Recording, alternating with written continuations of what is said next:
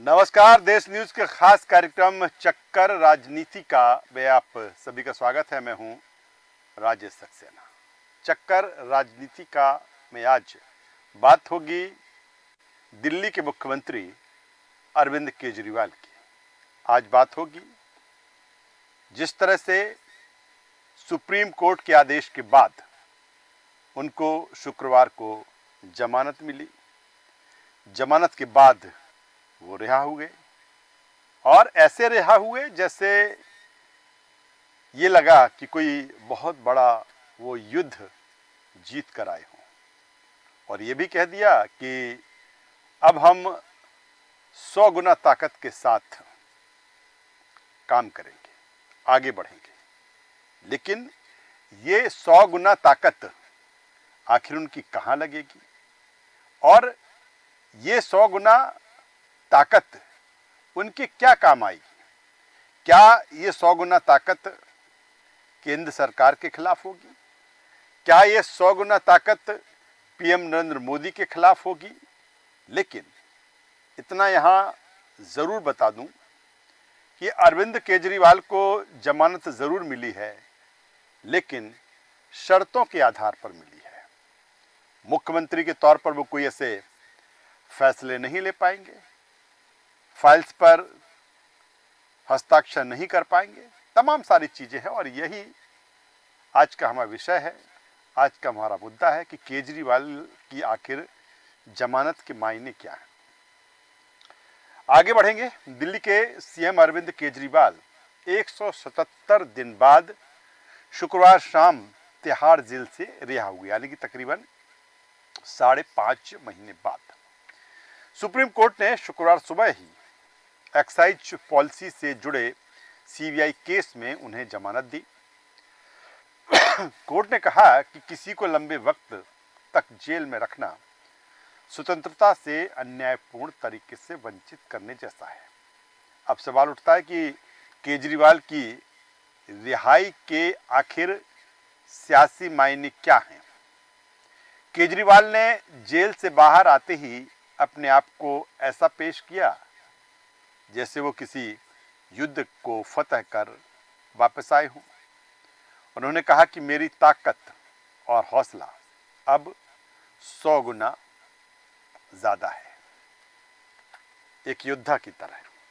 केजरीवाल अपनी ये ताकत का इस्तेमाल कहां करेंगे? जाहिर सी बात है, मैंने जिस तरह से शुरुआत में ही तमाम सारे एंगल को लेकर कहा कि आखिर 100 गुना ताकत लगेगी कहां? क्या ये केंद्र सरकार के खिलाफ लगेगी? क्या ये पीएम मोदी के खिलाफ लगेगी? लेकिन नहीं। अभी जिस तरह से हरियाणा विधानसभा के चुनाव हैं, लोकसभा चुनाव के पहले भी अरविंद केजरीवाल को जमानत मिली थी और उन्होंने भी चुनाव प्रचार किया, लेकिन जहां जहां उनके कैंडिडेट खड़े हुए थे वो जीत नहीं पाए। तो अब बात हरियाणा की, यानी कि अब ताकत जो 100 गुना ताकत है वो अरविंद केजरीवाल हरियाणा में लगाएंगे। हरियाणा में विधानसभा चुनाव है, इसके बाद दिल्ली में भी चुनाव होना है, जम्मू कश्मीर में भी चुनाव अनाउंस है। केजरीवाल अब चुनावी अभियान में अपने आप को झोंकेंगे और हर जगह इसके लिए इमोशनल कार्ड खेलते नजर आएंगे। दूसरी तरफ ये भी समझना होगा कि जिस तरह से वो कह रहे हैं कि ये 100 गुना ताकत के साथ, ये योद्धा के साथ तरह वो दिख रहे हैं, यानी कि इसके जरिए इस चुनाव में उनकी कोशिश होगी कि इस तरह के कार्ड खेले जाएं, उसका फायदा हरियाणा में अगर उनको मिलता है, सरकार बनती है, तो निश्चित तौर पर ये उनका केंद्र सरकार पर वार होगा, उनका पीएम मोदी पर वार होगा। आइए केजरीवाल के इसी गुणा गणित को समझते हैं। सुप्रीम कोर्ट में नियमित जमानत मिलने के बाद अरविंद केजरीवाल हरियाणा विधानसभा चुनाव में सक्रिय होंगे। वहां उनकी आम आदमी पार्टी राज्य की सभी 90 विधानसभा सीटों पर चुनाव लड़ रही है। आइए समझते हैं कि केजरीवाल की जमानत से आम आदमी पार्टी को हरियाणा में कितना फायदा होगा। सुप्रीम कोर्ट ने दिल्ली के मुख्यमंत्री अरविंद केजरीवाल को जमानत दी। उन्हें ये जमानत दिल्ली शराब नीति मामले में सीबीआई की ओर से दर्ज मामले में मिली है, जिसका जिक्र मैंने पहले भी किया है। ईडी वाले मामले में सुप्रीम कोर्ट ने उन्हें 12 जुलाई को ही जमानत दे दी थी। इसके साथ ही केजरीवाल के जेल से बाहर आने का रास्ता साफ हो गया था। उम्मीद की जा रही थी कि जेल से बाहर आकर वो हरियाणा चुनाव के प्रचार में शामिल होंगे। सुप्रीम कोर्ट ने इससे पहले केजरीवाल को लोकसभा चुनाव में प्रचार के लिए 10 मई को 21 दिन की अंतरिम जमानत दी थी। केजरीवाल ने चुनाव प्रचार खत्म हो जाने के बाद 2 जून को तिहाड़ जेल में सरेंडर कर दिया था। उसके बाद से ही वो जेल में बंद थे। शराब नीति मामले में प्रवर्तन निदेशालय यानी कि ईडी ने केजरीवाल को इस साल 21 मार्च को गिरफ्तार किया था। ईडी ने उनसे 10 दिन तक पूछताछ की थी। इसके बाद उन्हें 1 अप्रैल को न्यायिक हिरासत में तिहाड़ जेल भेजा था। अरविंद केजरीवाल को जब चुनाव प्रचार के लिए अंतरिम जमानत मिली तो उस समय देश में लोकसभा के चुनाव हो रहे थे।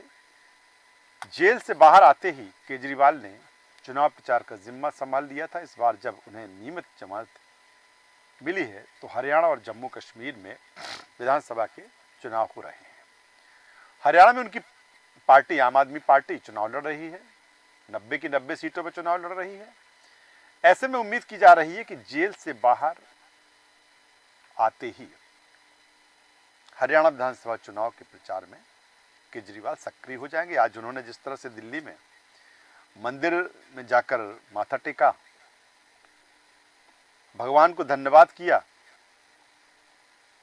और ये बताने की कोशिश की कि किस तरह से वो निर्दोष थे, किस तरह से उन पर गलत कार्रवाई की गई। हरियाणा विधानसभा चुनाव के लिए कांग्रेस और आम आदमी पार्टी ने गठबंधन की कोशिशें की थी। तमाम कोशिशें हुई। राहुल गांधी और आम आदमी के पार्टी के बीच में कई स्तर की बातचीत भी हुई, लेकिन बात बनी नहीं। किन्हीं कारणों से ये गठबंधन नहीं हो पाया। इसके बाद से दोनों दल अलग अलग चुनाव लड़ रहे हैं। केजरीवाल की गैर मौजूदगी में मनीष सिसोदिया, राज्यसभा सांसद संजय सिंह, राघव चड्ढा और पंजाब के मुख्यमंत्री भगवंत मान चुनाव प्रचार का जिम्मा संभाल रहे हैं। अभी पंजाब में आम आदमी की सरकार है। इसके साथ ही अरविंद केजरीवाल की पत्नी सुनीता केजरीवाल भी हरियाणा विधानसभा चुनाव के प्रचार में जोर शोर से प्रचार कर रही हैं और केजरीवाल की जमानत से पहले वो वहाँ पर सक्रिय हैं और जिस तरह से बता रही हैं कि अरविंद केजरीवाल हरियाणा के बेटे हैं, किस तरह से उन पर गलत एलिगेशन लगाए गए, किस तरह से भ्रष्टाचार के मामले में उनको जेल में डाला गया। एक सोची समझी रणनीति के साथ ये सारा कुछ हुआ है। अरविंद केजरीवाल का पैतृक घर हरियाणा के हिसार के खेड़ा में है। वो आम आदमी पार्टी के सबसे बड़े चेहरों में से एक हैं। चुनाव प्रचार में वो भीड़ जुटाने वाले नेता माने जाते हैं। इसलिए उम्मीद की जा रही है कि वो हरियाणा में आम आदमी पार्टी के चुनाव प्रचार को नई गति देंगे, नया जोश देंगे, कार्यकर्ताओं में उत्साह देंगे और हरियाणा की जनता को ये बताएंगे कि आपके प्रदेश के इस बेटे के साथ किस तरह से अन्याय किया गया है। अब ये अलग बात है कि हरियाणा की जनता किस तरह से अरविंद केजरीवाल को लेती है। क्या जो अरविंद केजरीवाल के इमोशनल पहलू है उस पर जनता आती है, या फिर जिस तरह से उन पर आरोप लगे, एलिगेशन लगे भ्रष्टाचार के, उसको देखती है कि नहीं, ये व्यक्ति पाक साफ नहीं है, ये व्यक्ति पूरी तरीके से भ्रष्टाचार में डूबा हुआ है, इसलिए इसका उन पर कोई असर नहीं। आप हरियाणा की सभी विधानसभा सीटों पर चुनाव लड़ रही है। आपने 7 सूचियां जारी कर अपने उम्मीदवारों को उतारा है। कांग्रेस से गठबंधन की बातचीत की वजह से उम्मीदवारों की घोषणा करने में देरी हुई है। अरविंद केजरीवाल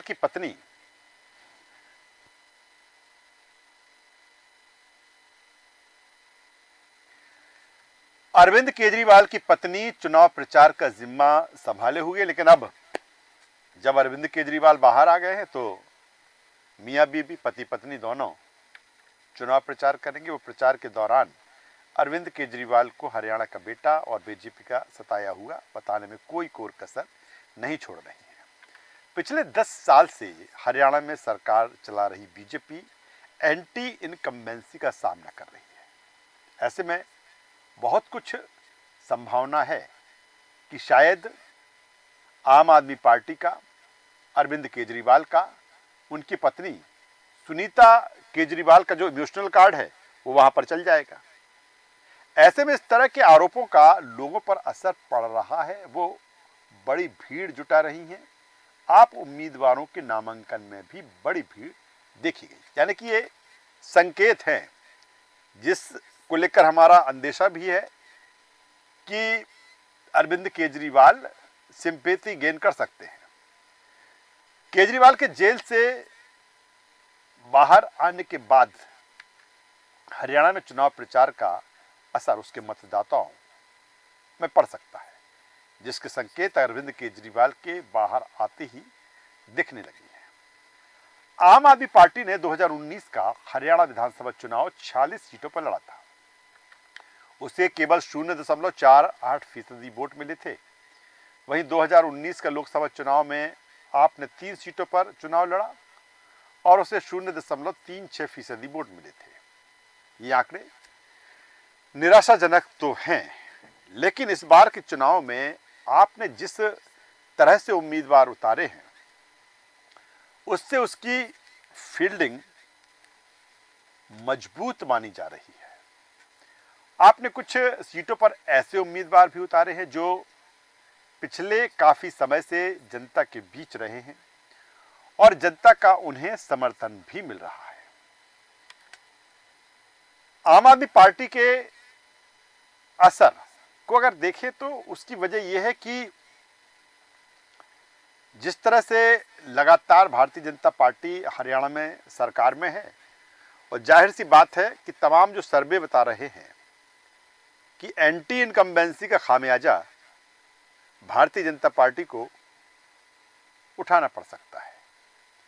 तो भले ही आम आदमी पार्टी स्वयं के बलबूते पर उतनी मजबूत ना हो, लेकिन बीजेपी के कमजोर होने से उसका फायदा आम आदमी पार्टी को मिल सकता है। आगे बढ़ेंगे।